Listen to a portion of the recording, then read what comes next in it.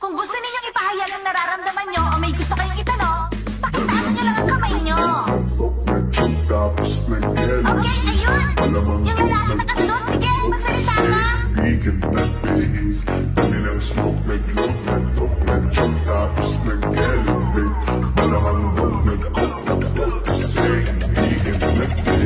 Ako si Leon, 287 plus.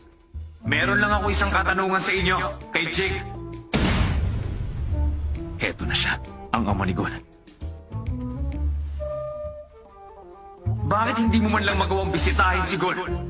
Siguro naman, alam mo kung anong kondisyon niya ngayon, hindi ba?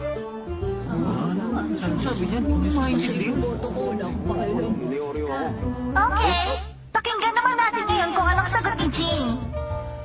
Una sa lahat, ano ka ba, Nikon? Kaibigan, Ganun ba? Natutuwa akong malaman yun.